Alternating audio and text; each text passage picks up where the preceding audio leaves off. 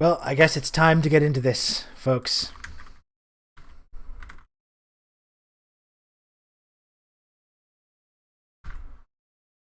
How's this for a title? I can do this. I can call back to these classics too. I'm still combating liberalism, right?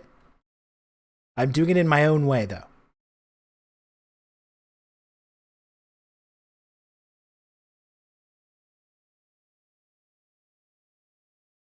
There's a contradiction to resolve between combating liberalism and holding the mass line. Yeah, and just not being alienating. 25 minutes into Rom takedown. Okay, so I guess Tibet wasn't its own country, but still, I don't care. I didn't make it that far, unfortunately.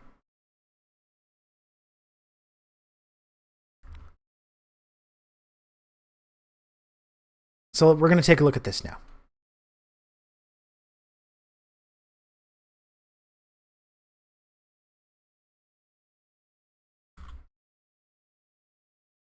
And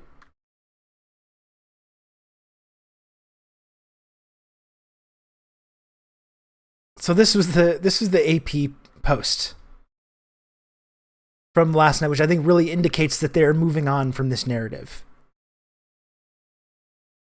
I forgot to mention that when I brought up Thanksgiving, I combated liberalism by saying that the Michaels were spies. Excellent. Very well done, Solidaire. Thank you.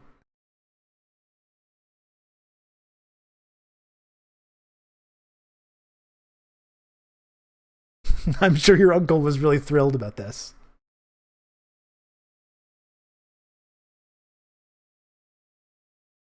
I need to make this a little bit smaller. Make this a little bit bigger so we can see my window. Can't even click on it.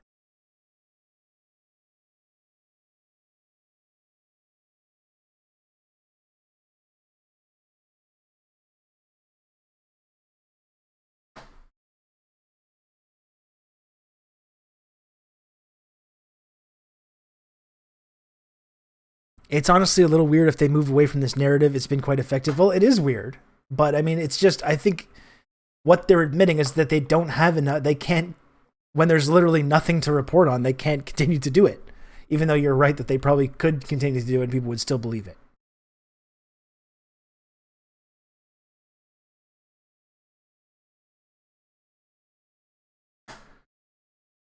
Yeah, I heard from someone on Twitter that the main reason this narrative is getting shelved is increased tourism in Xinxiang, meaning more people are seeing firsthand how Uyghur folks live there.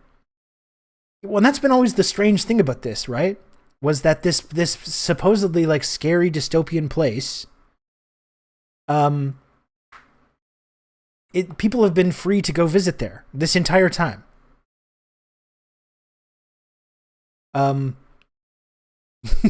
It's really, which traditionally in places where they're committing genocide is just not something that's really like an option usually, right? Yeah, the line about the drunk man in the street, literally screaming, "This has never before happened in Xinjiang." Well, and this is part of the narrative too. That's like we're forcing them to drink and stuff like that, forcing them to drink alcohol. That's been part of this sort of hysterical campaign about this, which was always, I think, not totally accurate when it comes to the actual culture that we're describing here.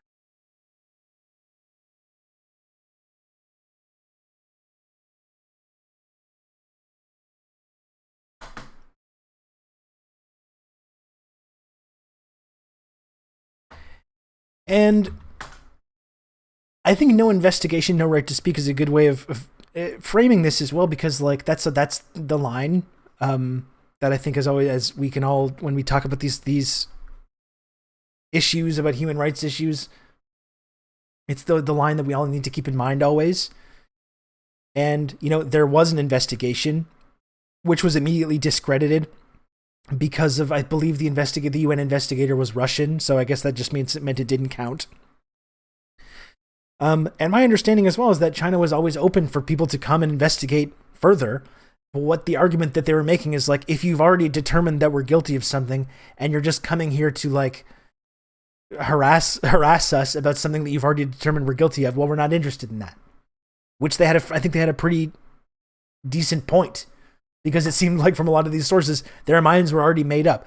Like when you have the director of the CIA or the former director of the CIA and the State Department leader in Mike Pompeo saying like, there's genocide happening. But yeah, we're going to do an investigation. Well, it's just like, well, why would China say like, oh, please? It seems like you're really interested in discovering the truth of this matter.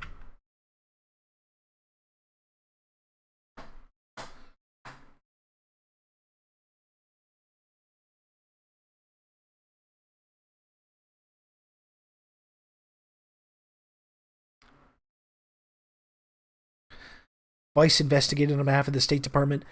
And like, listen, folks, as I've said, I've been talking about this for a year now, since this really started to ramp up. And as I've said repeatedly, questioning this narrative about genocide, about like China is the new Nazi Germany, they're committing genocide, like that's what the line was. Okay? And we can't, I know people are trying to move goalposts and stuff now and say like, oh no one ever said that. Many people said this. Fucking Ilhan Omar shared a tweet a couple months ago about boycotting the Olympics in the same way that people boycotted the Berlin Olympics when the Nazis were in charge. This has been like, this is what people were saying. Millions of Muslims in concentration camps committing genocide. And now it's kind of the goalposts are shifting today when these stories are coming out to say like, oh no one was saying that, but we were saying, and no. The frustrating thing about this to me is that we could have had, anytime I've talked about this, I've been very clear to say it doesn't mean nothing is happening, because I feel it's important to push back on this narrative about these really sensationalized stories about China being this evil authoritarian dictatorship where they're like putting people in concentration camps and torturing them and doing this and that. Because I thought it was important to push back on that, doesn't mean that like nothing was ever going on. It seemed clear that they were, in an effort to tamp down, as I've said repeatedly, in an effort to tamp down on the kind of extremism and separatism that was happening in this region, partially because of the US's meddling in this region, in an effort to attempt to like resolve that and the violence which we know was happening by some of these extremist groups, putting people in what they called vocational schools, you know? And it seemed like there was as well. I don't think it's really arguable that there was some kind of a surveillance program that was in place for people in this region that would potentially fit this kind of description. We could have, the extremism was imported by the NED. That's important to point out. We could have actually had a serious and productive conversation about this policy if we had just been able to talk about the basic facts, the basic reality. We could have had a productive conversation about China's response to extremism and this whole vocational school system that they had in place here. We could have had a legitimate conversation about that, a constructive conversation about whether you think that's too far, whether you think that there's human rights abuses happening. Like, we could have talked about this. But we can't talk about it, though, when you've got like the leader of the CIA making these like really sensationalized, like drastic claims about genocide, and then people immediately like agreeing with that. And not, like, people across the media spectrum, people in the online world, the online leftist world. You've got fucking social democrat politicians in Canada. Like, the NDP came together with the Conservative Party to formally accuse the Chinese government of committing genocide. Right? And when that's going on, we can't have a productive conversation about it because we have to say like, whoa. Let's slow down here. And anyone over the last year, especially, that's taken that stance, and I include myself in that. You have others like Hugh Anthony. Anyone that's publicly made, that has any kind of public platform, that's taken this kind of a stand of like, whoa. Let's maybe start to ask some critical questions about this narrative that's being presented. Anyone that made this kind of claim was called like a genocide denier, a genocide apologist, left authoritarianism, any of that, like all that stuff. I was called that repeatedly. And like, we can't have a productive conversation when that's the framework we're operating under. And it's incredible. It's totally intentional because it makes people afraid to speak out. And people, I think, were afraid to speak out. And maybe a couple year or two previously, I would have been afraid to speak out myself, and still kind of was, frankly. But following my instincts, I felt it was important to take this stance. To say, like, let's not just, like, uncritically question this stuff. Or let's not uncritically swallow this stuff. And for that, like, I was attacked by a lot of people. I lost friendships with people over this.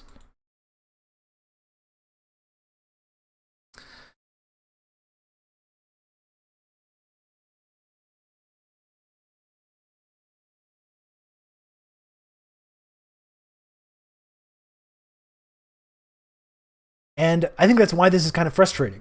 Because, like, we could have had a legitimate, productive, constructive conversation about whether human rights were being violated, about whether this system of surveillance and re-education was taking things too far, was violating human rights. We could have talked about that. But no one was interested in that. And like people were pointing out in the Discord server this morning, like it seems like this liberal side and amongst a lot of the people that really bought into this, it's almost like they want it to be true. And even today, like with this story that's coming out now, where the AP is essentially admitting that nothing is going on anymore, you still have people kind of shifting the goalposts and saying like, "Oh yeah, no, this is pretty much what we've been saying." I remember one of the first questions I ever asked you was how to talk about this stuff without sounding like a genocide denier. Glad this narrative is finally breaking. Once the thing, Avery, like I've really tried to talk about this stuff whenever it comes up in a nuanced way. You know, I don't think it's really constructive to say like nothing is going on, nothing bad ever happens, everything's great there. I don't really think that's super useful either. I've really tried to approach this in a way that's like not alienating to people that are passionate about human rights. And even with that, I was still called genocide denier and tanky and all that kind of stuff. Just for saying like, let's not immediately swallow this campaign, which we clearly see. It's not even like a rumor. It's not even like this rumor or conspiracy theory that the CIA is involved in spreading this narrative when you've literally got the former director of the CIA going out there himself and making these claims.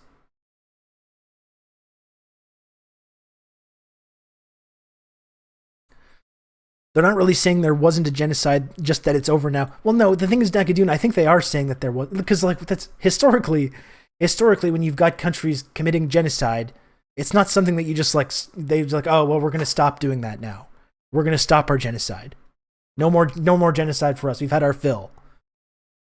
Like what they've downgraded it, I think, to a brutal mass detention campaign. You know, if they still wanted to make the claim that some kind of cultural genocide was going on, they would be doing that. They've downgraded it to a brutal mass detention campaign. And again, we could have talked about that. We could have talked about that and talked about whether it was like whether human rights were being respected or not. But like it was never an option. And people just decided that, you know, every single thing that they heard about this was true. And anyone that mildly pushed back on this, was immediately slandered. And believe me, it's not nice. I try to have a thick skin. It's not nice for people to say like, oh, you're a genocide denier. You're a genocide apologist.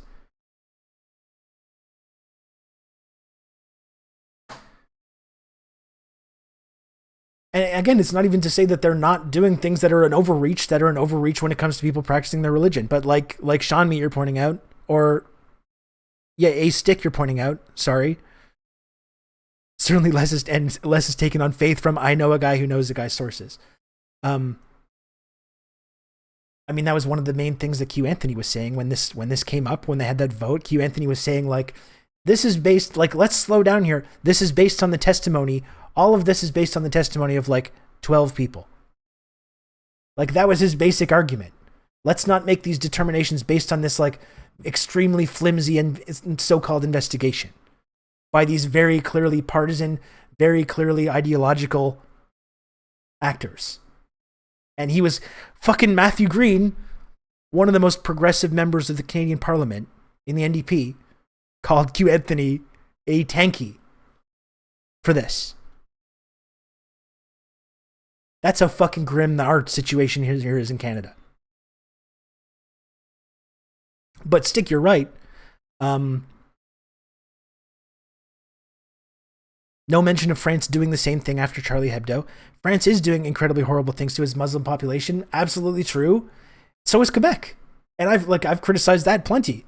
Quebec's law banning religious symbols in public officials is discriminatory against Muslims.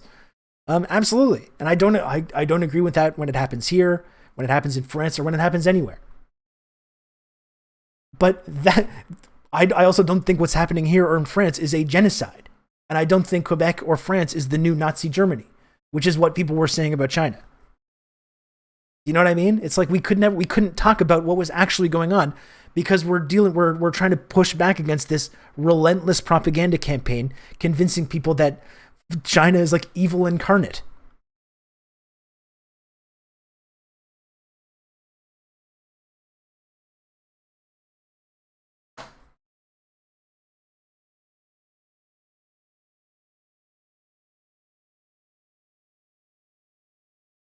Where's the international outcry over India, where there's like government-sponsored pogroms against Muslims? And our government is, not only are they okay with that, not only do they not criticize it, we're partners with India, gracious partners with India, specifically to counter Chinese influence.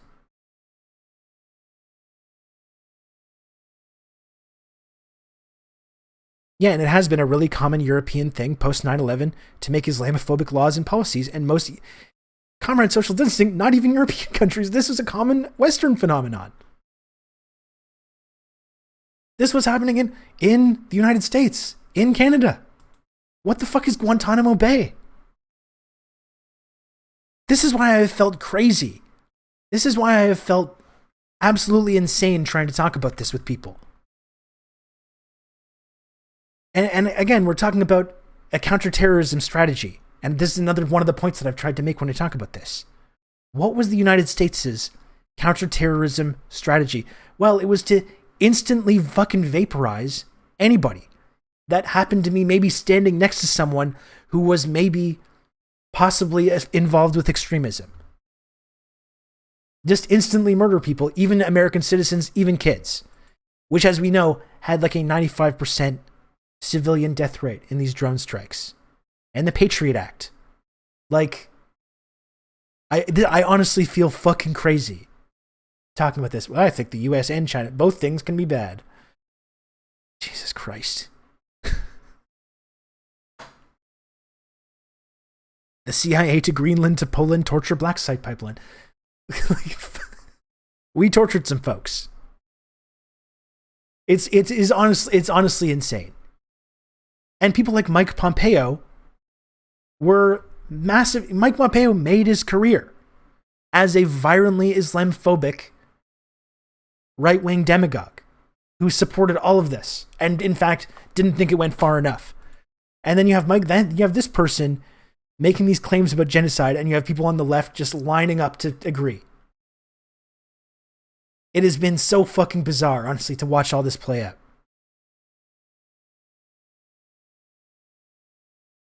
And like, again, if just a few weeks ago in this chat I had someone saying, Rob, it's so disingenuous to say that like just because Mike Pompeo was involved, that means the whole thing is like suspect. And I'm sorry, but it does in fact mean that the whole thing is suspect.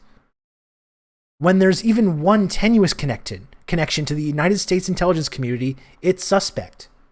And not only was that was just the main connection. All of this was coming from the United States intelligence community. Or, the Australian Strategic Policy Institute, which is funded by like Raytheon defense manufacturers. This was like the vast majority of this.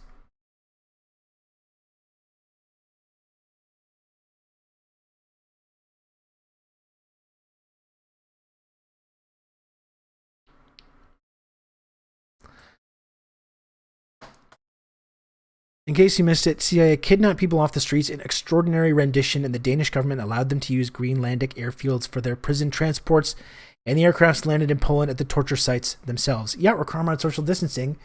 Canadian troops would capture Afghan prisoners of war and then transfer them over to their Afghan counterparts where they would be beaten and tortured.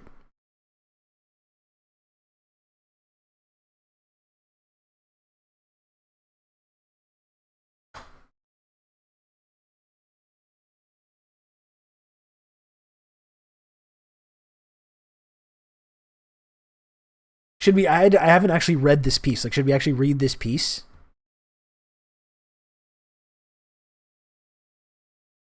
And again, I just feel insane. Like, honestly, the way that they're kind of just backing off from this, and how there's been this very deliberate narrative that just goes across all these different regions in China, just like hoping for something to stick. You know, there is Tibet. That was the thing we were supposed to be angry and upset about. Human rights in Tibet. Then it shifted to Hong Kong. We have to be angry and upset about human rights in Hong Kong. And like, we have to take these Hong Kong protests seriously when the leader of these movements is like going to visit fucking Marco Rubio and Ted Cruz, and all these guys have Trump flags and American flags and stuff. But we have to take that seriously as well. And then we switched over to Xinxiang, and we had a nice 2-year campaign about Xinxiang that again, people just immediately got pulled right into. And now we're on to Taiwan. Now that's the new thing. Friendship ended with Xinxiang, and now Taiwan is my best friend. Now we're doing this. And you still have people falling for this. It's honestly mind-blowing. Taiwan yearns to be free. Send more U.S. troops. Yeah, more U.S. troops, bigger way, because there is already U.S. troops in Taiwan. And once again, we need to ask ourselves, you look at a map of China and U.S. military bases and where they are, and you see they're encircled. It's encirclement. It's military encirclement. And even if they have these connections with, economically with China, they're still encircled militarily. And we're talking about their aggression. People were flying East Turkestan, Tibet, and South Vietnam flags at the capital on January 6th. It's not complicated to figure this stuff out. Honestly.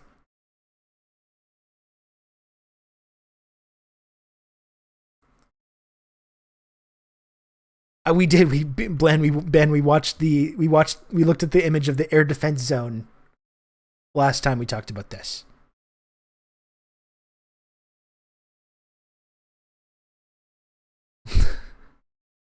I've seen leftists do the West Taiwan meme with China. Fucking ridiculous. Well, that's why. Because of all of our friends on Reddit, they all started saying Taiwan is a country and doing Winnie the Pooh memes to President Xi, and that's why they were forced to stop carrying out their genocide. But it's so fucking backwards, folks. It honestly makes me feel crazy. It's it is gaslighting. It makes me feel crazy. And we're talking about their aggression in the South China Sea, when this country is completely encircled by U.S. military bases. And now we've got the AUKUS alliance forming, and we've got Canadian politicians in the left wing of the NDP saying, like, where are we on this? Where's Trudeau on this? Why aren't we in AUKUS?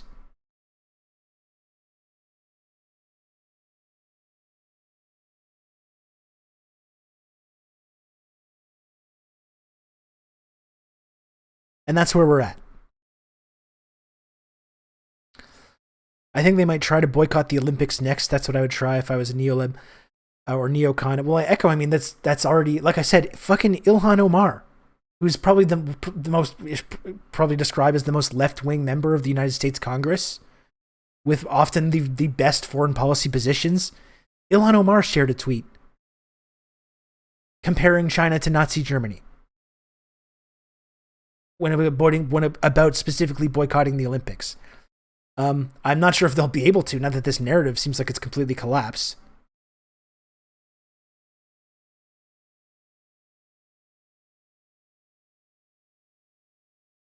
Within 6 years, China will take military action in Taiwan. This single line justifies defense budget increases for Biden's whole presidency.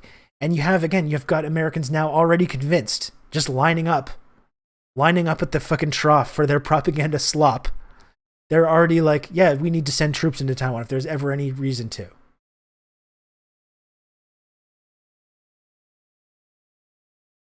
And they're already completely on board with this, despite probably never thinking twice about this at any point for the last 20, 30 years.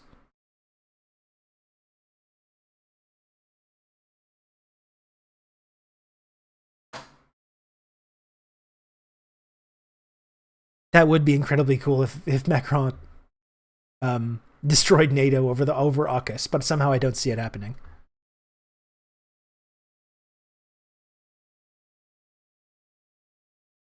The public opinion polls about China really show how easily consent is manufactured. And John McCain's ghost, I mean, that's exactly what has been so alarming about this. Because it's not just rubes. It's not just rubes watching CNN and MSNBC and Fox. It's people that watch Twitch. It's like online leftists who are claimed to be, who don't even watch that shit. They don't even pay attention because they correctly view it as propaganda. This has been the really fucking disturbing thing about this. Is the people that are, like, I feel like should know better, getting pulled into it.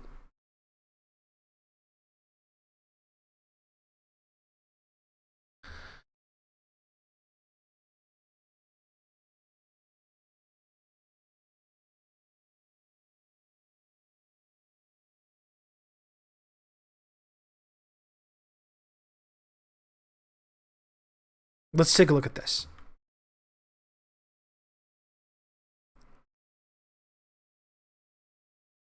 Terror and tourism. Terror and tourism. Xinxiang eases its grip, but fear remains.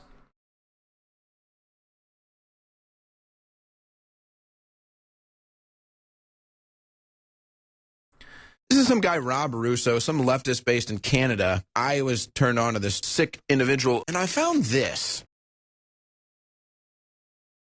Thank you, Orb Lady. It was an itty bitty raid, but I appreciate it anyways. Thank you very much, Orb Lady.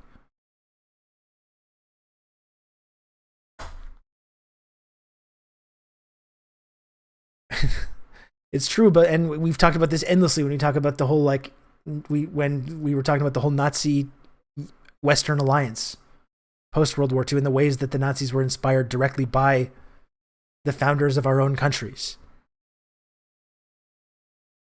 The words final solution originally appeared in reference to the genocide of Native Americans in the US. They thought, literally the Nazis thought that a lot of that stuff that our founding fathers, our founding fathers did was like over the line.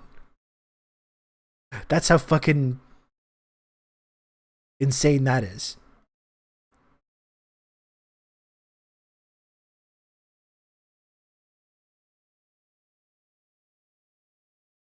Yes, and absolutely. Thanks for sharing this, James. What's been happening in Yemen over the last year has been like, over the last, couple of years, has been horrific and could be described as genocidal. When you see the amount of starvation that's happening, like childhood starvation specifically, old diseases coming back like cholera. And we literally pay for this. We support this. We give Saudi Arabia diplomatic cover to carry this stuff out. We send them weapons and vehicles to do this. And then we have our government saying, like, oh, by the way, we have to be really scared of China and the evil authoritarian country of China. And people with zero cognitive dissonance say, like, yes. Thank you. I agree.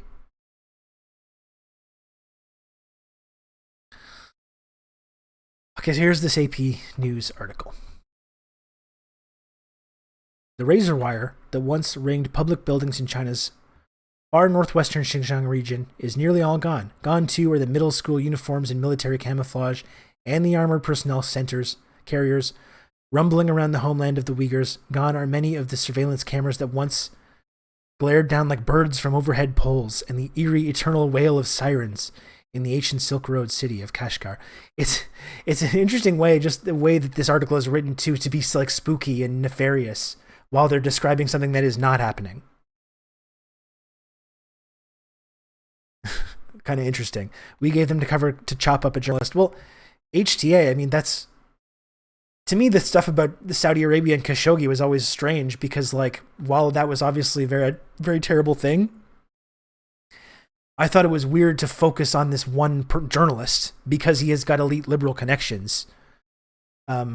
We focus on this one journalist that was murdered rather than the fucking genocide they're carrying out against millions of children.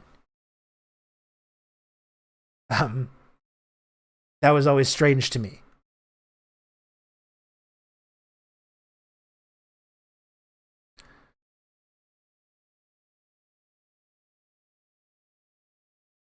Uyghur teenage boys, once a rare sight, now flirt with girls over pounding dance music at rollerblading rinks. One cab driver blasted Shakira as she raced through the streets. 4 years after Beijing launched a brutal crackdown that swept up to 1 million or more Uyghurs and mostly Muslim minorities into detention camps and prisons. And that's an interesting turn of phrase too, isn't it? Up to 1 million or more. What does that mean? Up to 1 million or possibly more. Which is another way of saying we don't know. That's another way of saying we have no fucking idea. That's another way of putting that. We actually don't know. That's literally any number. There was none or there was some.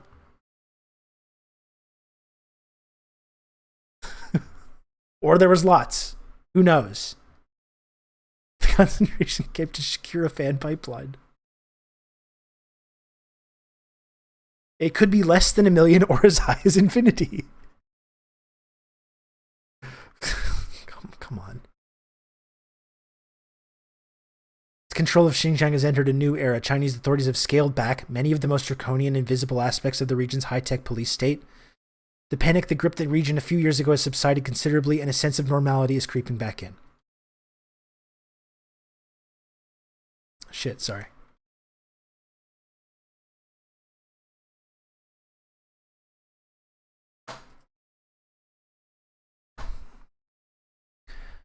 So again, like, because people have tried to shift the goalposts on this and say, like, no, we were saying, all we were saying was there was this mass detention campaign and it was like a cultural genocide. Or they were repressing minorities. They were repressing these minorities. But again, even people that were making this claim this is in the fucking AP. The classic, anti-imperialist, tanky, genocide denying out rag, the AP. Who are basically saying that it's not even going anymore. It's not even happening anymore. Which is the inescapable crux of this article, no matter how they tried to couch it in this kind of like nefarious language.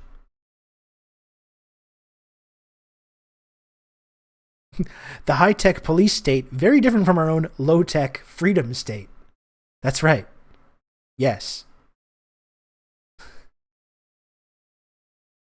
And I'm gonna keep saying this in case people get mad at me. Okay? I'm gonna keep saying this in case people get mad at me. It doesn't mean that mass surveillance is good. It doesn't mean that this was the correct strategy for dealing with extremism. This strategy of putting these people putting people into vocational schools. Okay? We could have had that argument. We could have had that discussion.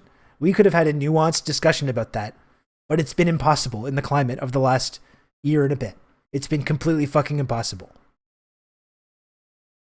Because anyone that said anything close to like, let's take a step back from this and maybe question this a little bit, was called all kinds of names, was smeared as being someone that is okay with genocide and thinks genocide is good and is an apologist, authoritarian, any of this stuff. So, none of this to say that nothing was ever happening that we couldn't have talked about. But it's been impossible to have an actual conversation about this.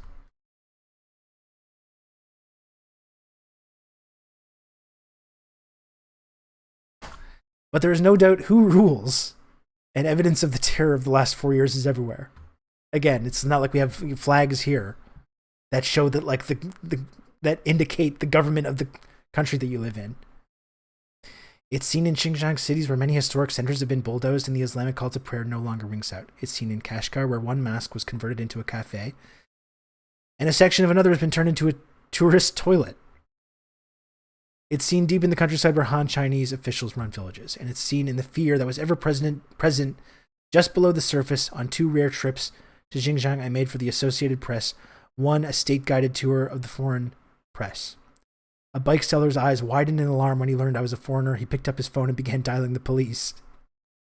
A convenience store cashier chatted idly about declining sales, then was visited by the shadowy men tailing us. When we dropped by again, she didn't say a word, instead making a zipping motion across her mouth, pushing past us and running out the store. Yeah, it's really no wonder that folks there didn't want to talk to Western journalists. What a crazy surprise.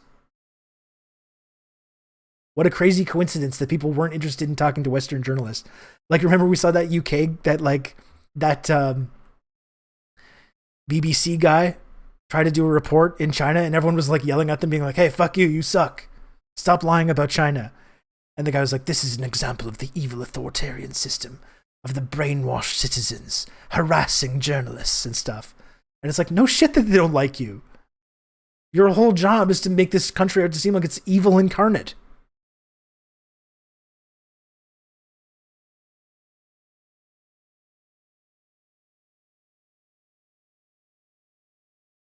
It's almost like the US has a long history of using journalism as a CIA front to fuel extremist movements like the one in Xinjiang. And Ben, I mean, we can't talk about this enough as well when we talk about this issue. That like what started this whole campaign in the first place to open these vocational schools was this movement of separatism and extremism, which was literally funded by the US and came out of the political and social chaos of the Afghanistan war and the Syrian intervention and all the fucking disastrous landscape, social and political landscape of the Middle East, which the West has gleefully created over the last 20 years. That's what led to a lot of the violence and extremism that resulted in this campaign.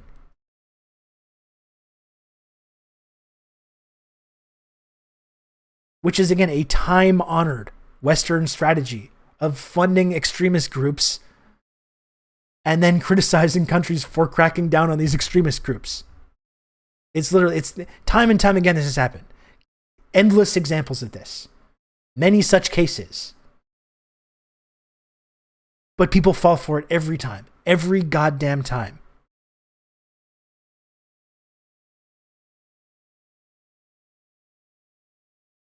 U.S. threatened to nuke China on the daily. U.S. journalists go to China to tell people how bad their country is. And everyone here is so rude to me. Yeah, unbelievable. I wonder if China's in the middle of a massive building project right now. No, all the renovation must be genocide.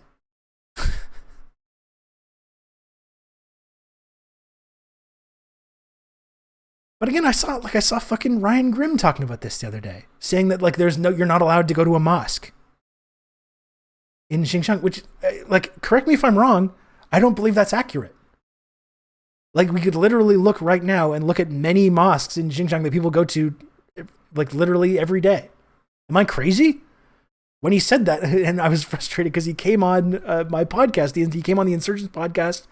I like Ryan Grimm a lot. I think he does a lot of great work. And then 2 days later, he's on Rising saying no, you're not allowed to go to a mosque in Xinxiang. And I was like, what? Is that true? I don't think that's true. And I'm not trying to be a fucking authoritarian apologist or a genocide apologist. I just don't think that's accurate to make that claim. There are COVID restrictions, so they probably have crowd control stuff. And it's also a matter of they have cracked down on Salafism. And yeah, I don't think that's arguable that they have cracked down on the extremist forms of religion, which have led to suicide bombings and violence and death in this region and all over the world. And they've said no, you can't just freely practice this religion that preaches violence and hate, which again, people in our societies have been saying needs to happen for fucking racists in our society have been doing this now for 20 years. That's what I mean. One of the strangest parts is to see these right-wing people like Mike Pompeo, as the example I was using before, suddenly pretend to care about the well-being of Muslim people. People like Mike Pompeo who have built entire careers off of Islamophobia. We have a deeply Islamophobic culture, political culture, social culture. Like right-wing commentators like fucking Ben Shapiro or Ezra Levant here in Canada with The Rebel literally have encouraged people, in my opinion. They've literally encouraged people in my opinion, this is only my opinion. They have encouraged people to go and walk into mosques and carry out terrorist attacks because they've made people so scared of this insidious Muslim threat. This happened in Quebec City within like a month of Donald Trump taking office. In Quebec City, a brutal, violent attack in a mosque that was, in my opinion, directly inspired by right-wing commentators, media commentators, and their Islamophobic conspiracy theory content, which they've made entire careers off of. Ben Shapiro's another example like this.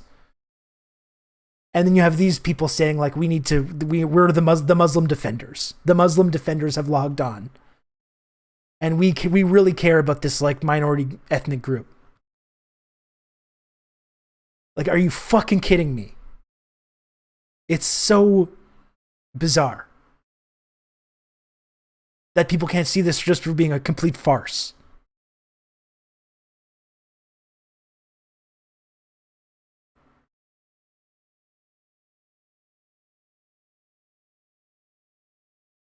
Yeah, there's also a truck attack against a Muslim family in London, Ontario of June of this year. You can count on me. You're going to have good old Rob to talk you through all this. I love you, Rob. Follow me back on Twitter. Thank you. Thanks for the 2 months of tier 1 Scoot. And I'll see what I can do. I do try to follow viewers of this and subscribers of this show. I do try to follow back the subscribers of the show when I see them. So I will try to do that. Scoot.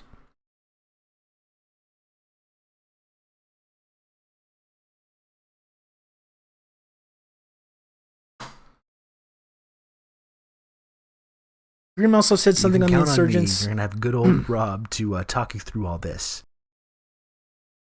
Thanks, Badrino, for the 2 months of Prime.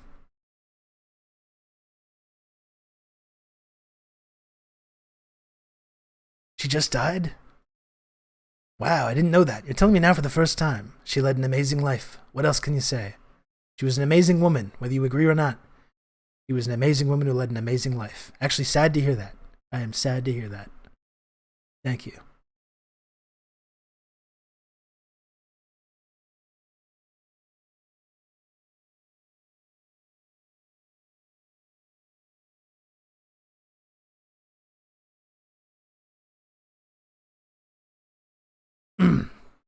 Grim also said something on the insurgents like the Dem Party is nothing, it's neutral, it's not the problem. You could have pushed back against that just a bit next time because the party is inherently right-wing no matter how he dresses it up. I remember when he was saying that as well, Carmine social distancing, and like I guess my interpretation of when he was saying that was just that like the party in and of itself is like really obviously the people that are running the party are right wing, but the party itself is just a vehicle for this kind of like political action, which could go in different directions, possibly. Yeah, I get what you're saying though, because I wasn't totally on board with that as well.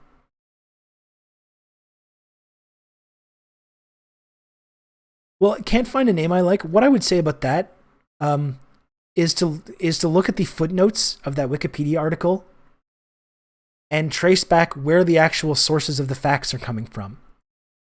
And look at how many of them can be traced back to think tanks and Western news outlets and other sources that are funded by the Western defense contracting industry. You'll find that it's quite a lot. Look at how many of them lead back to Adrian Zenz, who's like a religious extremist himself, like an ideologue. It's not every single thing. A lot of this stuff, if it can be traced back to Western think tanks, which are funded by the intelligence community and by the defense contracting industry. And I guess this is my whole thing when it comes to this kind of Western propaganda. Um, my point that I always try to make when this kind of stuff comes up is when you see these claims about official enemy countries in human rights issues in official enemy countries, and when you see these claims being made in Western media outlets or by Western politicians, I don't know what it's going to take to get people to get to this point, but I don't see what the big problem is that people have when you see these claims being made in Western media or by Western political figures to just assume that it's false. Okay? Which is not to say that nothing's going on. It doesn't mean that there's not some truth or there's not certain things that might be happening that might be a reflection of reality. But assume first and foremost that it's false. Assume first and foremost that it's ideological. That it's not about human rights at all, but is about advancing the interests of the United States and Canada and the Western capitalist powers. Assume that from the very beginning and work backwards from there. This is what I think people don't do. Take that starting point of this is false, this is propaganda, and like the burden of proof is on them. If it's coming from a Western media outlet, if it's coming from a Western political figure, if it's based on Western think tanks that are funded by the defense industry, it's suspect. It just is. These people don't have the benefit of the doubt. This is what I've been kind of saying for the last year about this. They do not deserve the benefit of the doubt. There's decades and decades of evidence about how these claims are used to manipulate people into supporting like regime change efforts and things which are every single time human rights disasters. Not 75% of the time, not 50% of the time, not 85% of the time, not 90% of the time, 100% of the time. Fucking disastrous.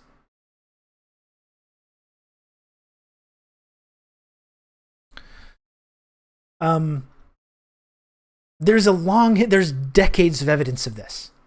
Literally, like we talk about it all the time on this show, right? There's decades and decades of evidence of this. Of how these claims about human rights are used to justify, military encirclement, economic sanctions, which are acts of war, political repression, coups, propaganda efforts, like wars, invasions, many, many such cases. So when you hear these claims being made by Western sources, assume that that's the reason first, and just assume outright that that's the reason. This is what I wish people would do. This is what not enough people have done throughout the last year. The people that make these claims do not deserve the benefit of the doubt. And I don't know what's so hard about that. I don't think that should be controversial.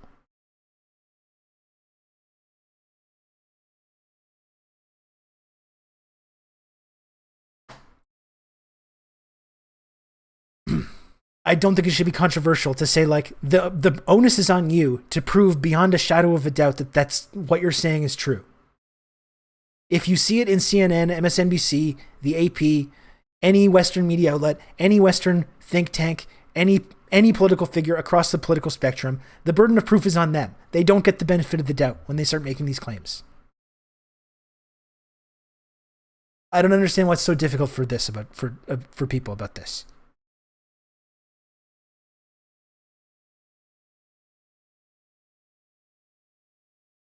So, can't find a name I like. That's my long-winded answer to that question.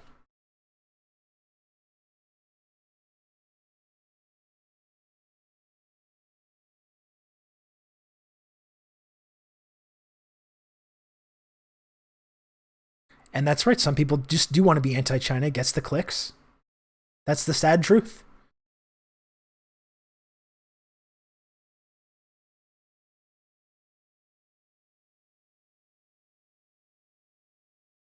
Lives, we want to hear both sides just as long as the other side isn't a newspaper from China, because that's propaganda. And we're immune to propaganda, right? We wouldn't listen to propaganda. That's why we only use when we want to hear both sides of something. We hear the liberal version and the extreme reactionary version. Those are our two sides that we listen to.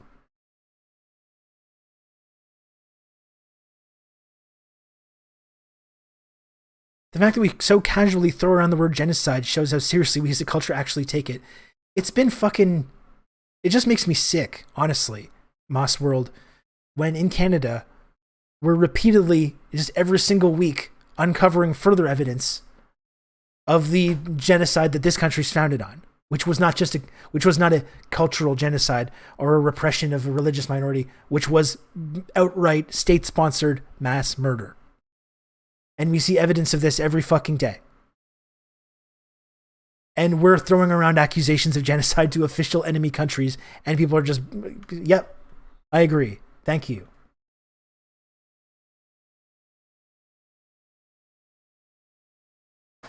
You know, during the Canadian election, during this like debate, it was so jarring. The whole debate started off to talk about how evil China is and how there's no human rights in China. And where was Trudeau on this genocide proclamation that the Conservatives and the NDP teamed up on? That was the whole first like 30 minutes of the debate in the Canadian election. And then like 30 minutes later, we're talking about the mass graves of murdered children, which are routinely discovered in this country.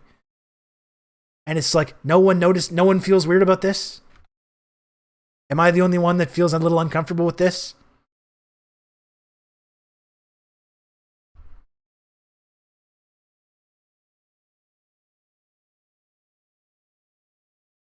Meanwhile, in Canada, RCMP dumping you can count drinking on water. me. You're gonna have good old Rob to talk you through all this.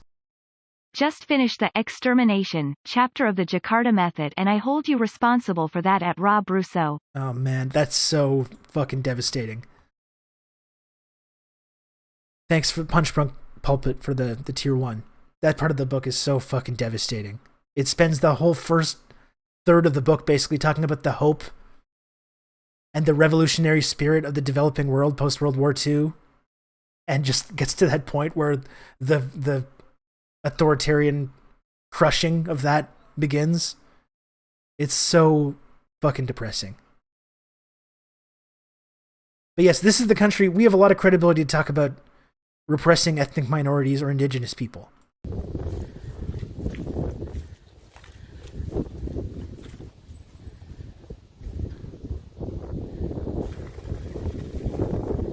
He's laughing.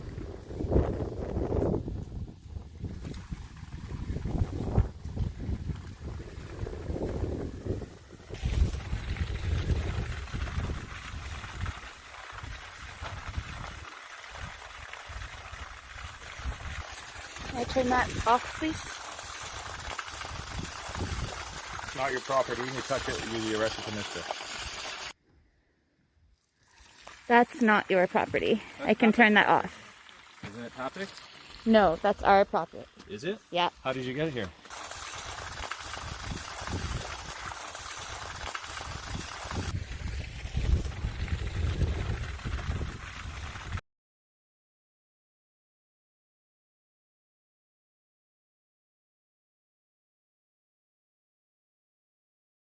We certainly have a ton of credibility to talk about human rights, don't we?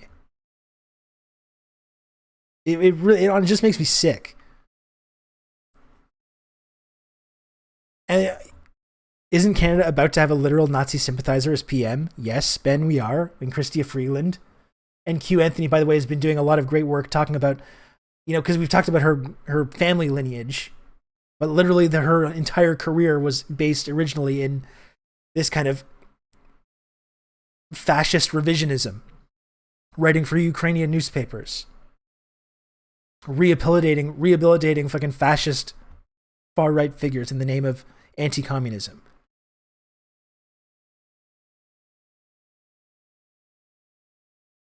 Yeah, not a police state, though. That's the thing. When it doesn't affect you, it's very easy to make these claims about other countries.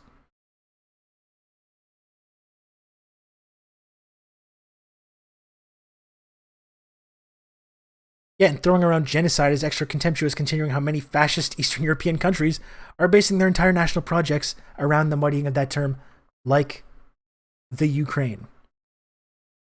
Exactly like that. And we must defend the Ukraine. We must defend Ukraine from the evil Russian invasion. That's why we need to keep pumping millions and billions of dollars into funding the fucking Azov battalion in Ukraine. We have a statue commemorating a literal Nazi in Edmonton. We've got monuments to SS divisions.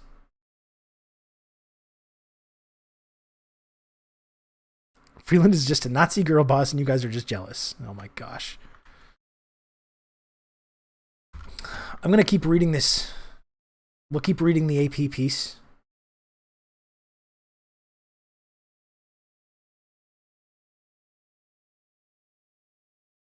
So we're getting back to this AP piece about Xinxiang.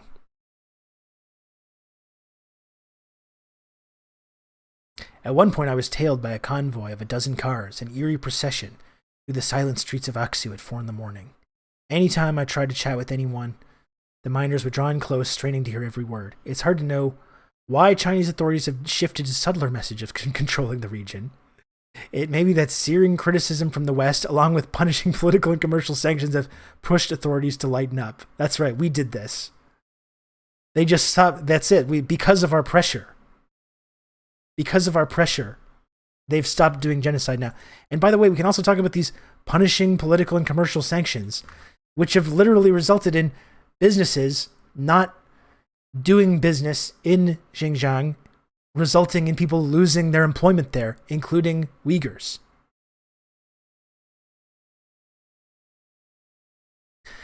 It's a region in China which has had like a lot of economic growth, which is, I think, part of the primary reason that's been the focus of this propaganda campaign.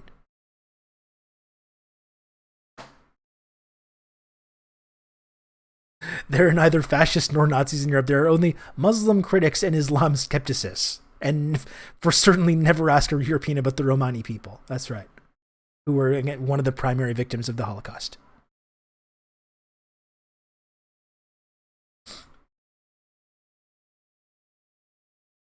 Or it may simply be that China judges it has come far enough in its goal of subduing the Uyghurs and other mostly Muslim minorities to relax its grip. Uyghur activists abroad accuse the Chinese government of genocide, pointing to the plunging birth rates and the mass detentions. And if we look at this, we know where that's going to link back to. We know whose research that's going to link back to without even clicking on it. The authorities say their goal is not to eliminate Uyghurs, but to integrate them, and that harsh measures are necessary to curb extremism. This looks like a really terrifying place. Look at this. People very, very authoritarianly riding camels. Very scary stuff.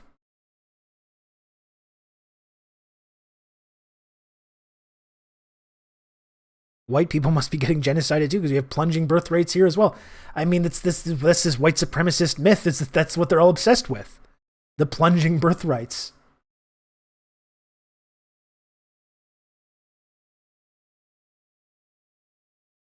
That's what you hear about Tucker Carlson complaining about every single night.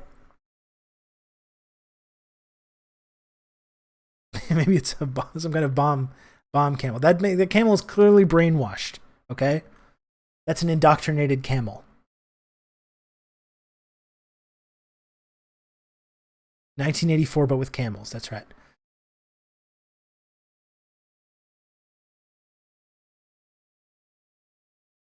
Regardless of intent, one thing is clear. Many of the practices that made the Uyghur culture a living thing, raucous gatherings, strict Islamic habits, heated debate, have been restricted or banned. In their place, the authorities have crafted a sterilized version, one ripe for commercialization.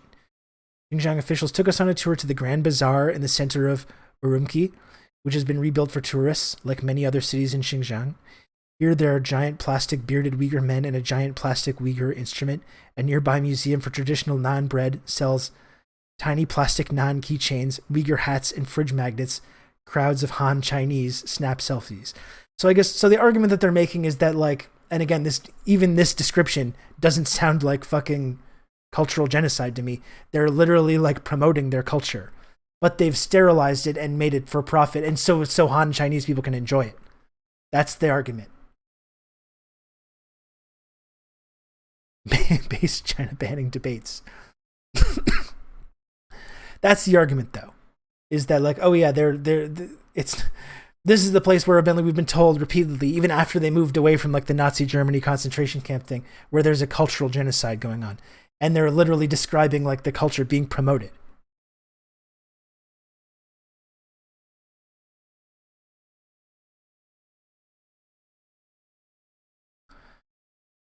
James Liebold, a prominent scholar of Xinxiang ethnic policy, calls it the museumification of Uyghur culture. Chinese officials call it progress. This is really long. Fuck. Okay, I don't know if I can just read this entire article, folks. This is really long.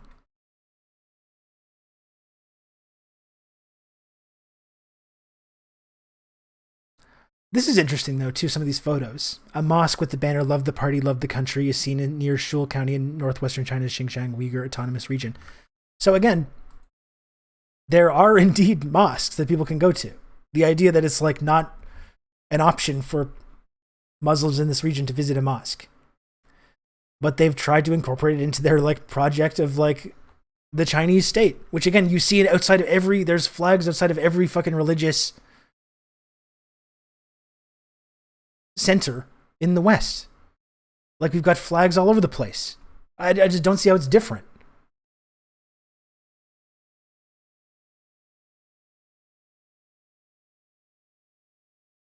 It's like it's nefarious when China promotes their like nation and tries to integrate everyone into this one nation, even people that are from different backgrounds. And it's nefarious when they do it, and it's like totally just normal and fine when we do it. In the first chapter of Settlers, Sakai talks about how the English colonizers were fleeing proletarianization in England, and they were willing to do anything, kill anyone to avoid the fate of their fellow proles. Similar dynamics today. Need to finish reading that book. Yeah, real Quebec hours. That is as well, Carrier Wave. That's right.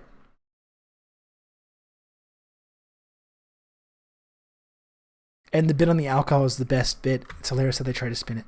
Let's take a look at that. And that's what I mean. It's like, I'm against that when it happens in Quebec. When there is this kind of like project to convert anyone into this kind of very specific ideological nationalist idea or culture. That's what I mean when I say like we could have had, it would have been, I think, important to have an actual constructive conversation about all this stuff if there could have just been an admission that that's what this was. It's been impossible to really talk about the actual reality because of the way this conversation has become so fucking sensationalized. Oh wait, no, what's what I want to do?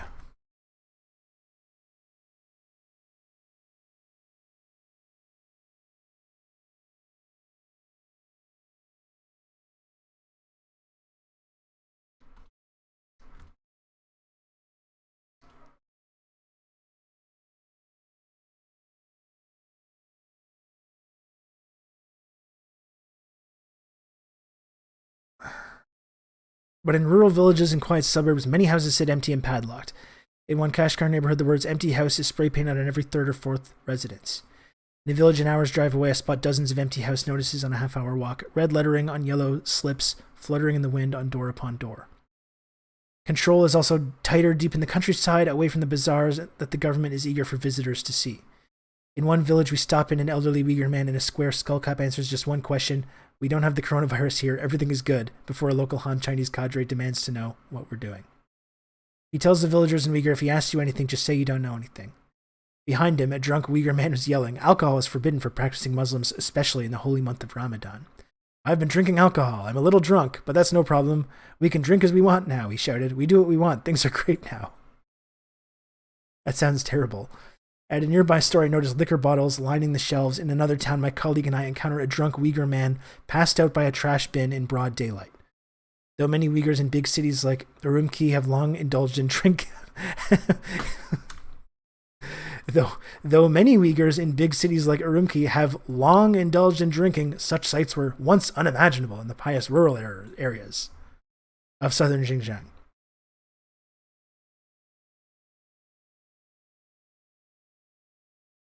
On a government-sponsored tour, officials took us to meet Mamajan Ahat, a truck driver who declared he was back to drinking and smoking because he had recanted religion and extremism after a stint at one of Xinxiang's infamous training centers. It made me more open-minded, he told reporters as officials listened in. So you obviously you can't, this like totally benign statement, which we would probably celebrate like religious extremists adopting, is like evil because officials are the evil authoritarian officials are listening in. Xinxiang officials say they aren't forcing atheism on the Uyghurs, but rather defending freedom of belief against creeping extremism. Not all Uyghurs are Muslim is a common refrain. And again, like what has been our policy towards Muslim extremism? For the last 20 years. Defending freedom of belief against creeping extremism. And again, we did that by just instantly murdering people without a trial, putting people in fucking like medieval torture prisons. Yes, this is an article complaining, Joe, complaining about a society becoming more secular because it happens to be in China.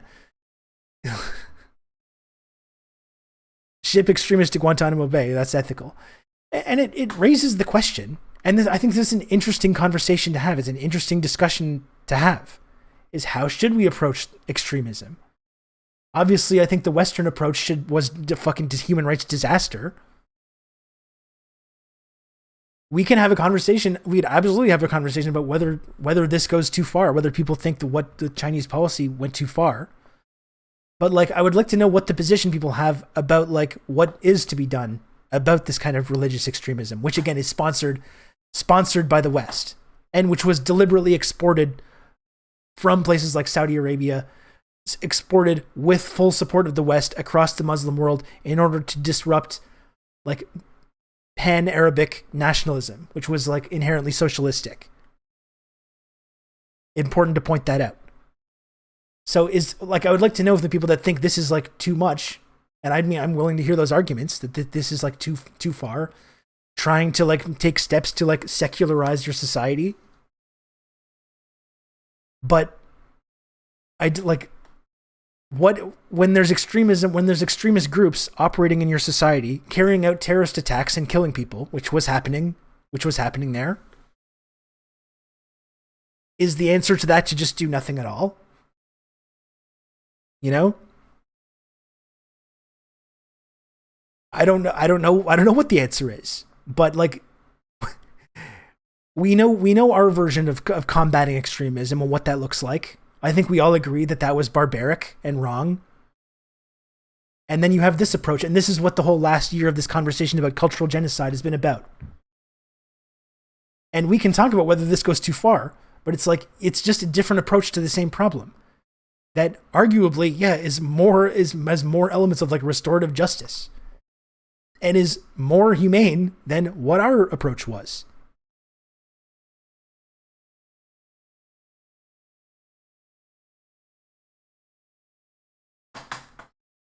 And this is what I'll keep talking about. I'll keep mentioning this. We could have talked about this any time over the last year and had an actual like constructive, productive conversation about this.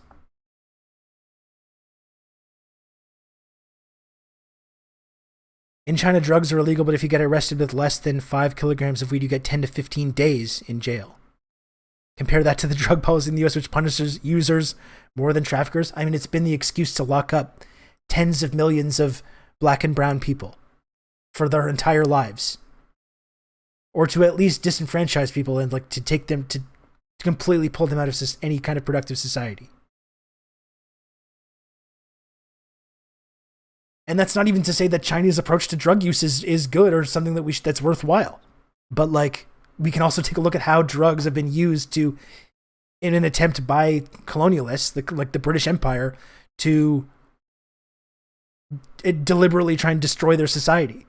So in that kind of materialist historical context, it's at least somewhat understandable that they have this hardline approach to drugs, which, as is being pointed out, is significantly less hardline than our approach.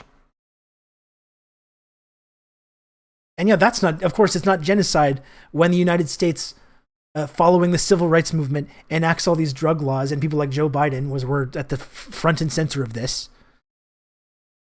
And they use these drug laws to lock up millions and millions of people, to create the greatest, largest prison population in the entire world. These were deliberately targeted at racialized groups with the specific function to ruin people's lives forever. And then you have, in creating this feedback loop, where then you have like all these right-wingers complaining about the lack of the family breakdown in black communities, while ignoring the fact that they deliberately enacted these policies of destroying these communities intentionally.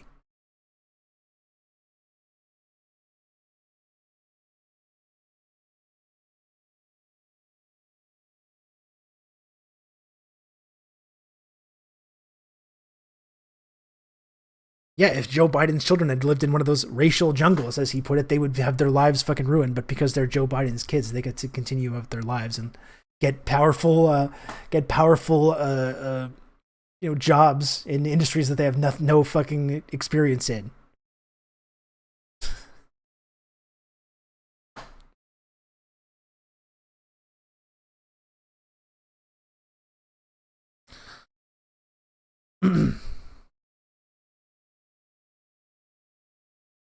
And, the entire idea of, like, re-education, plus you use your benefits. Yeah. It's literally a way to just destroy families. Like that's the express purpose of it. And also the way that prisons are basically become crime school for people. So kids, teenagers that get put in jail for these drug crimes, then inevitably become hardened criminals that will inevitably go back for more serious crimes afterwards. Take care, Netlocked. And I mean, that's it. It raises the question of whether we think re-education, like what place that policy has in as like a socialist society. Re-education, which is it's been a centerpiece of socialist societies all over the place. And again, we could have the argument about whether that was like wrong, whether it's wrong to try and re-educate people. I would also, but the people that really get alarmed by this and push back on it and say like, oh, you're defending this kind of re-education.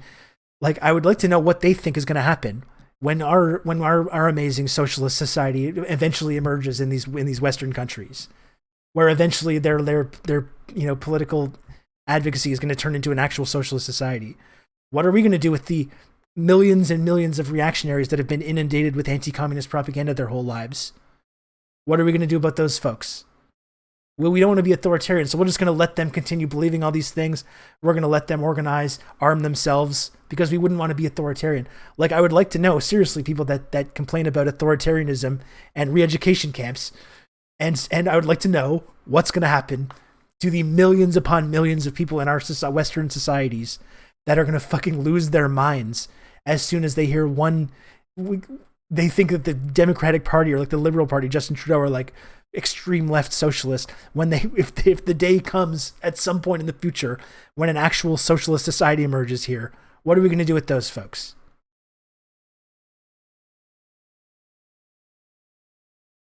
You might argue that we might need to, create some kind of a system where these people are being re-educated in order to integrate into this new society, so they're not running around, carrying out terrorist attacks. They're not arming themselves and like fucking radicalizing other people. That will probably have to be like one thing that we consider in this hypothetical socialist future.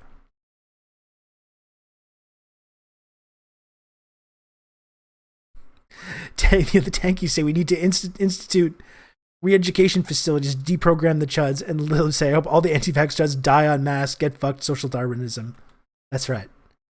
But again, they're the non-authoritarians. They're the ones that hate political violence. Remember that? They hate political violence.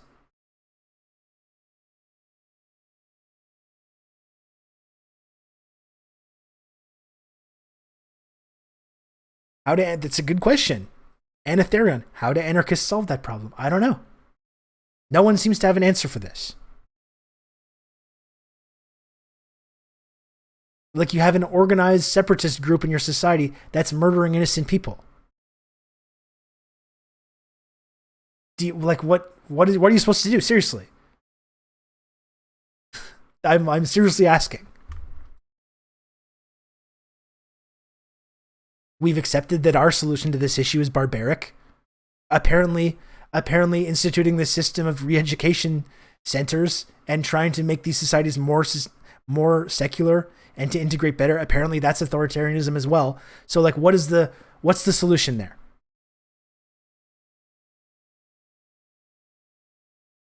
If your country has a state ideology and it's communism, that's good actually.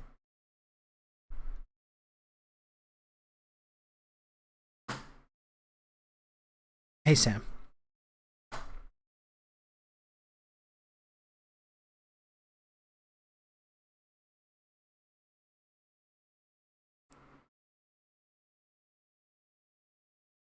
The solution is to allow your country to become a hyper-religious puppet state of the USA. Yeah, wonderful.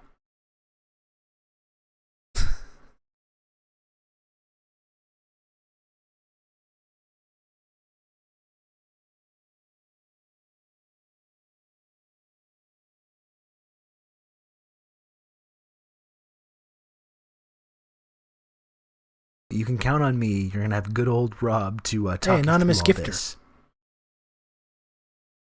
Gifting 2 tier 1 subs. Thank you very much. You can count on me. You're going to have good old Rob to talk you through all this.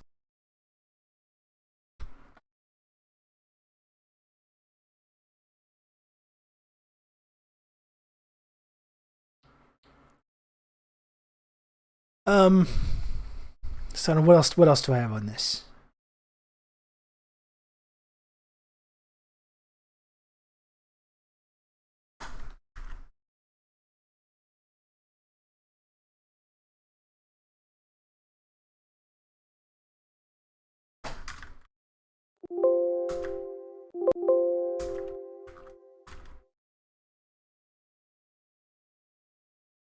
Here's an important part of it. This isn't going to be the last part of this article that I read, okay?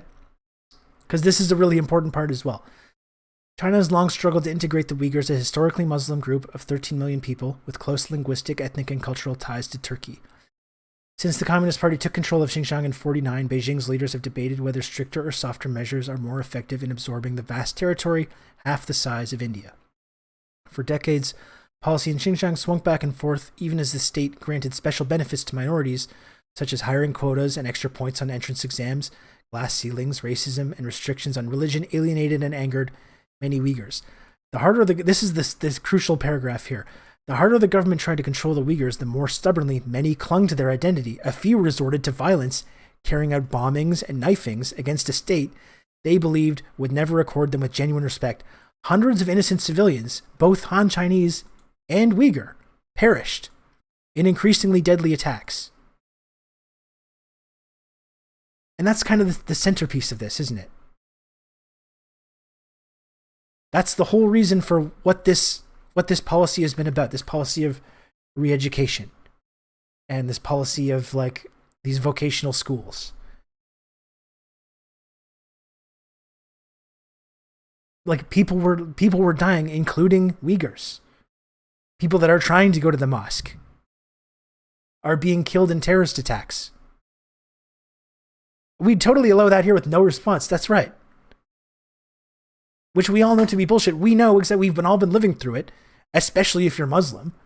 We've been living through the last 20 years of the Western approach to this issue.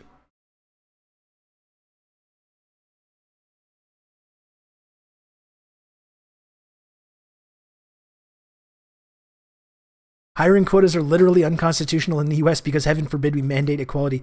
Yeah, and look, think about how affirmative action has been such a rallying cry for conservatives in the U.S. But China went out of its way to make sure that the Uyghur people were given economic opportunity.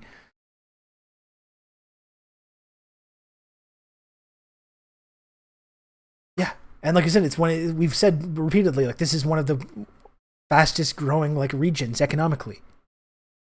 And we've literally tried to sanction them, which has resulted in people in this region, including Uyghurs, losing their jobs, losing their employment. In Quebec, the solution is don't look Muslim. That's right. That's been the Quebec solution.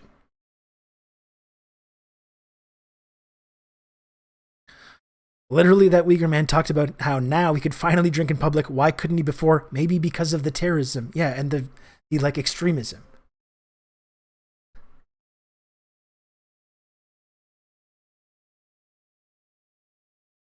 Been listening to the history podcast about the Chinese Revolution called The People's History of Ideas. It's pretty great. Highly recommended to anyone who wants to learn in detail how a revolution can actually happen. That does sound very interesting, Sam. I mean, and people always yell at us, right, about Tibet or all these things that are all, or Xinxiang, which is, as this article points out, is related to the Chinese Civil War and the revolution.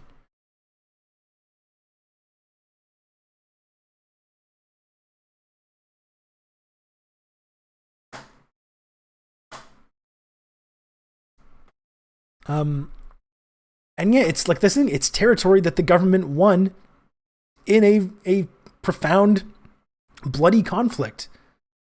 An anti-colonial conflict, by the way, because it was against, the Japanese, and it was against, the puppet Chinese empire at the time. And people talk about it as it's an example of imperialism.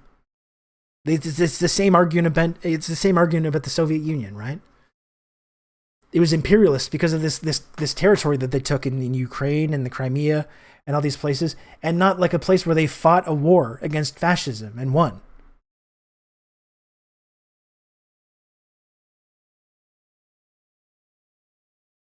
People just kind of conveniently ignore that fact.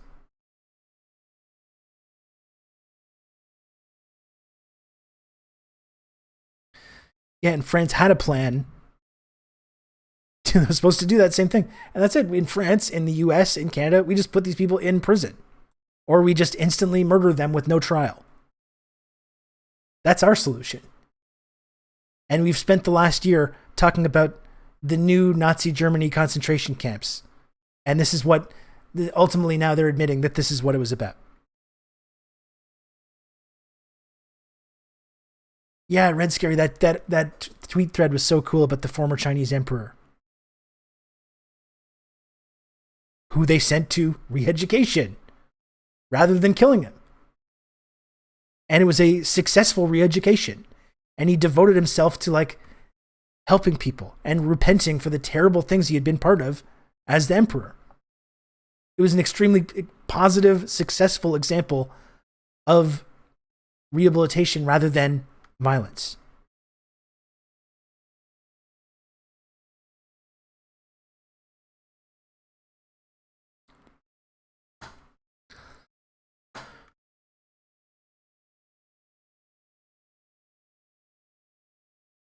It's really just the point of this stream, though, folks, is just that, I just wish people would learn from this.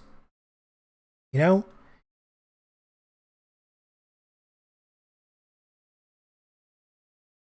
Learn to identify what Western propaganda is. And once you've done that, you have to just immediately distrust anything that you hear from these sources. It's not that hard. This is why I kind of get perplexed. It's really not that hard to do, I don't think.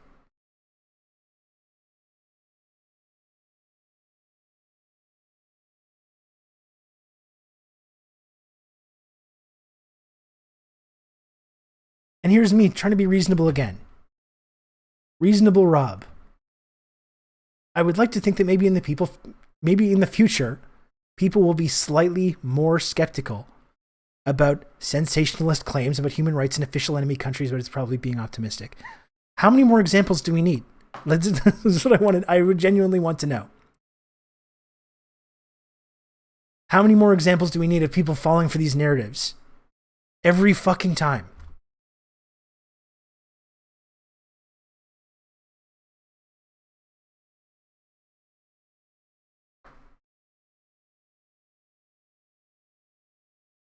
Oh, this time, though, and again, it's the same fucking thing. It would have been the same thing if there was Twitter in 2001. We would have been saying, no, I'm against the Iraq war. And people would have been saying, Rob, you're being a genocide-denying tanky. You're denying the terrible things that Saddam does. You're doing pro-Saddam authoritarian apologism, and that's what people would be saying. By the way, listen to my anarchist podcast. It's just the same every time. Syria, Libya, Iraq, Iran. How many more examples do people need? This is what I don't get. Like I was saying before, it's not like it's 75% of the time you have to be skeptical. You just have to be skeptical 100% of the time when it comes to these claims. And I'll say it again one more time. None of that is to say that nothing was ever going on, or that it was completely fine, or there weren't legitimate conversations we could have been having about human rights in China or elsewhere. But people just have to be more skeptical about these extremist, sensationalized claims. People are literally pushing train carts in North Korea.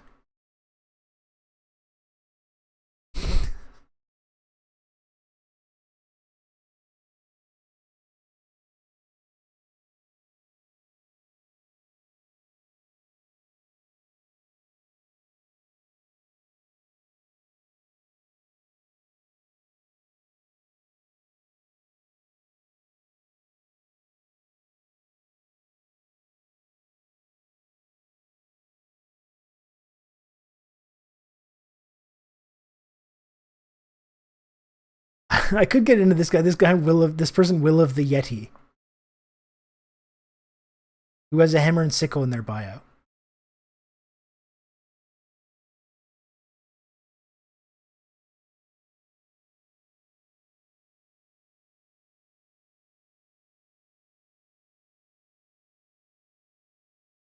Says, I would rather be a mark in your eyes than be an apologist for imperialism. Because he's saying a brutal mass detention campaign against a minority ethnic group in their own homeland is much closer to the position of those claiming cultural genocide than those claiming nothing is happening in Xinxiang. Which again, taking the framing of the AP article still. Accepting the basic framing of the AP article still, which we should realize now is Western propaganda. Immediately accepting these claims. Because they've downgraded the accusations from genocide to a brutal mass detention campaign, and he's still taking their side. And he says, I'd rather be in a mark in your eyes than be an apologist for an imperialism. While literally being an apologist for imperialism. That's what he's doing. That's what they're doing.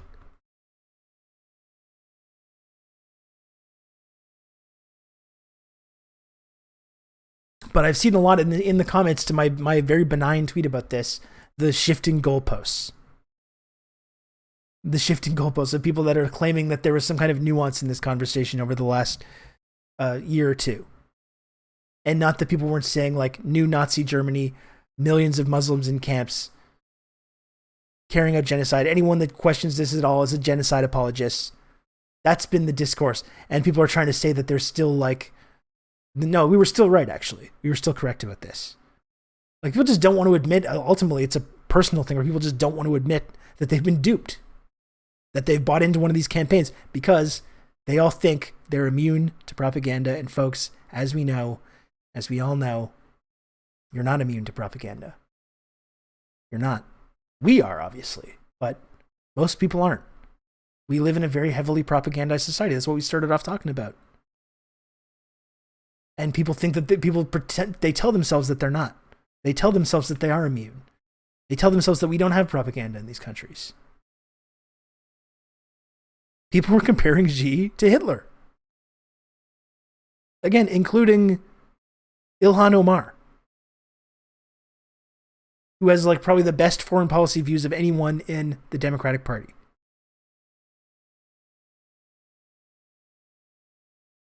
You got people in the NDP. You have fucking Charlie Angus and Matthew Green in the NDP going all in on this stuff.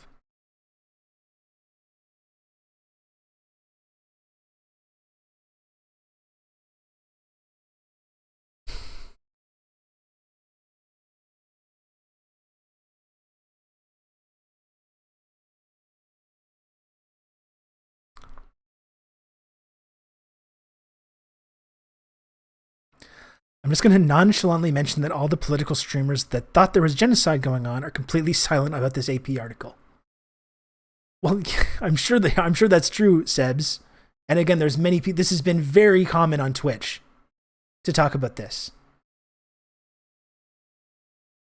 You've got to prove how left-wing you are and how much you care about human rights. And you're not a simp for this authoritarian country that you have to talk about it. So people wouldn't get any ideas that you support authoritarianism or anything like that. No, they're either going to be silent of this article, or like many people are doing in my mentioned Sebs, they're going to say like, oh no, this article just proves what we were saying all along, that there's like repression of an ethnic minority, and there's like a cultural genocide that's going on. So they're just moving the goalposts to saying like, oh no, this article just proves what we were saying the whole time. I would like if maybe a few people maybe ask themselves a few critical questions about whether they've been like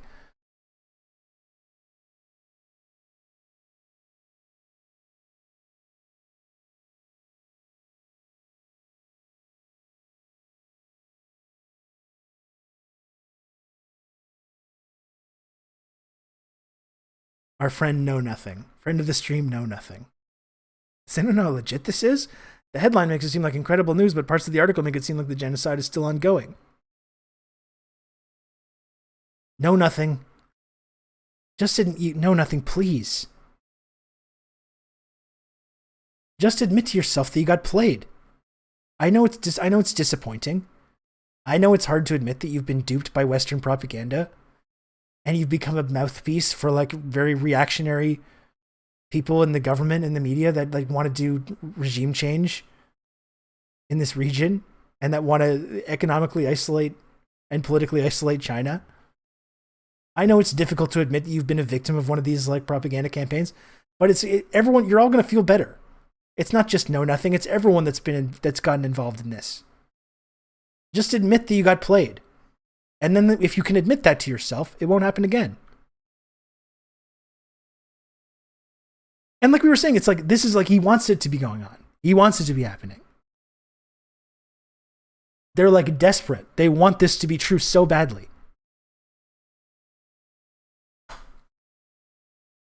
Just admit you got played by Western propaganda. It's a very powerful industry. The whole media industry, the whole intelligence apparatus. There's billions and billions of dollars and many, many resources that are devoted into advancing these narratives. It is easy to get caught up in this, but you have to admit it when it happens. And then that'll prevent you from it happening again in the future, right? I wish more people would just put their ego aside. Put their ego aside and admit that they bought into a Western propaganda campaign. And they're just transitioning right into another one now with Taiwan. And maybe ask yourself, if this previous propaganda campaign was wrong, perhaps the next one is wrong as well. You can count perhaps on me. The one that we're You're gonna getting have a into good right now old is wrong Rob as to, well. talk you through all this. This is called self-criticism. Right? We all need to engage in self-criticism.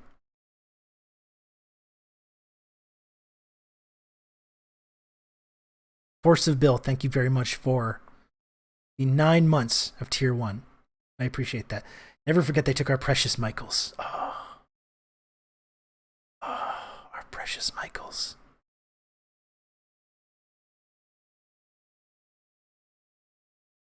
Those bastards. They took away our beautiful Michaels, didn't they?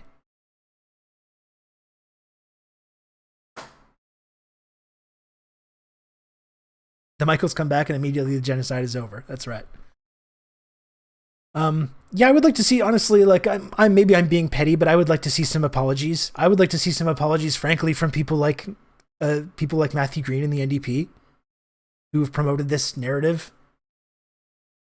Again, Matthew Green, who called Q Anthony a tanky for just asking questions about this. And I thought Q was very reasonable in his questions that he was asking about this when the NDP voted to accuse China of doing genocide. That's not a small thing. That's a big deal. That's a big deal to come together with the Conservative Party and accuse a foreign country of doing genocide. You know? And then when someone asks questions about this and say, like, let's look at these sources, this is based on the interviews with like 8 people. And he gets called a genocide apologist. He gets called a tanky by fucking politicians, by left-wing politicians. And I was also called all the same things because I was trying to ask questions about this as well.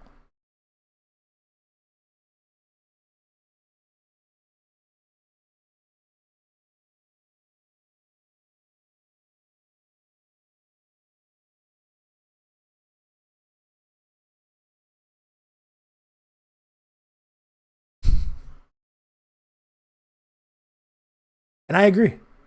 I'm the same way. And when we talk about like what a tanky actually is, like what is that? I guess in my view, that's like a somewhat obnoxious online person that says like, to me, if you ask me what a tanky is, it's someone that's like, oh, there's nothing ever bad ever happened in the Soviet Union.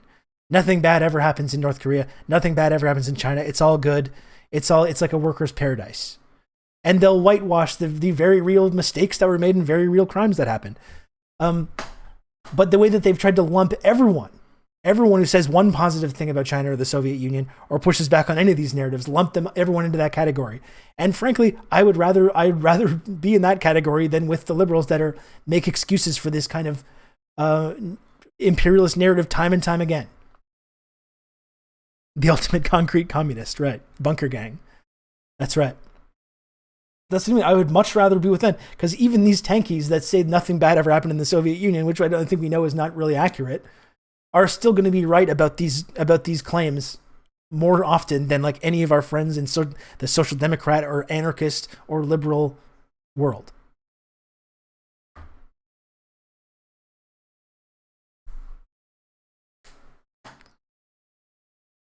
Yeah, we should reclaim tanky. And again, we've talked about political violence as well, and how liberals love political violence. I'm a bunkie. That's right, bunker gang. We're bunker gang over here. We're working on a hybrid Jucheist, Hojaist synthesis.